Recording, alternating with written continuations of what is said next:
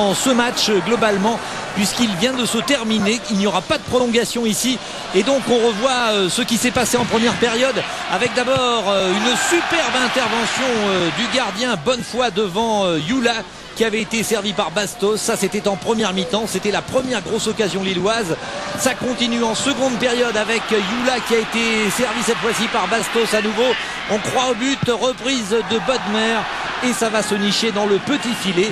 Là les Lillois ont eu coup sur coup deux très belles occasions. À ce moment là ça fait toujours 0-0 et les Messins jouent crânement leur chance, mais ça va mal tourner sur ce corner direct bien enroulé de Bastos.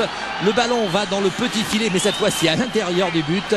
Bastos qui avait pas mal de choses à se faire pardonner, enfin qui voulait surtout se faire remarquer dans l'effectif lillois cette année, qui marque un corner direct tout à fait impressionnant. Et le gardien Bonnefoy là qui s'est laissé un peu avoir par la trajectoire de ce ballon. Une réaction messine presque immédiate, un coup franc de Aubragnac sur la transversale. C'était juste après l'engagement des Messins. Et malheureusement pour les Lorrains, donc ce ballon n'est pas rentré alors que le gardien Maliki était peut-être un tout petit peu juste. Et à un partout, c'était une autre partie. Ce n'est pas le cas. Toujours 1-0 pour Lille. Voici un second corner de Bastos et cette fois-ci la tête de Mathieu Bodmer. 2-0, ce sera le score à la mi-temps. On revoit encore ce corner, une fois encore bien enveloppé, ballon du pied gauche.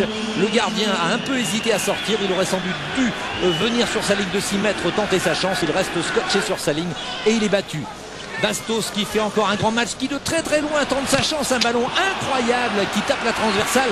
Yula qui a suivi marque, mais il était hors jeu, nous dit monsieur Poula. Et les Messins cette fois-ci, c'est en seconde période avec une action assez incroyable. Le ballon qui est dévié successivement par une tête messine, puis par le gardien sur sa transversale, vous allez le revoir. Le ballon qui a bien failli rentrer, Maliki, un arrêt incroyable. Et on écoute une réaction à la fin de la rencontre avec Stéphane Judas. Oui, eh bien Pascal, je suis en direct avec Ludovic Aubragnac. Alors Ludovic, décidément à Metz, les coupes ça réussit pas du tout, hein. Non, c'est vrai que ça nous a pas réussi depuis un moment, mais bon, je pense qu'on n'a pas eu un tirage facile non plus. Je pense qu'on est tombé sur la deuxième meilleure équipe du championnat de France. Ils nous ont imposé un défi physique. Et puis bon, tactiquement, techniquement, on voit la différence entre le premier de Ligue 2 et une équipe qui joue les premiers rôles en première division. Donc ce soir on a tout donné. Je pense que même si la première mi-temps on a un petit peu de regret parce qu'on prend 2 buts sur coup de pied arrêté vraiment qu'on peut éviter. Et on se dit que dans le jeu finalement on n'a pas été si malmené que ça. En deuxième mi-temps je pense même qu'on a passé la plupart du temps dans leur camp. Donc ça va être encore des regrets. Mais bon, l'objectif prioritaire ça reste quand même la montée et le championnat. Justement le LOSC, ça veut dire que ça fait plaisir. Allez, on sait, il y a des rumeurs sur vous, sur votre départ au LOSC, peut-être au Mercato. Est-ce que ça veut dire que c'est vraiment une équipe qui vous tente quand vous la voyez jouer ce soir comme ça?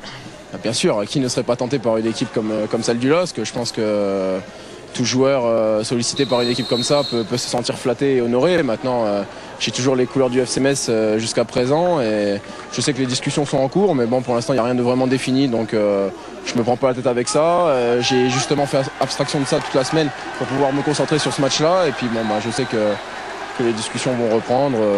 Je veux dire, de toute façon que je reste à Metz avec le challenge de la montée ou si j'ai la chance de partir à Lille, les deux challenges sont vraiment alléchants et l'important pour moi c'est que du bonheur et que je continue à jouer au foot, c'est ça le principal. À 22 ans quand même, on peut résister à une Ligue des Champions.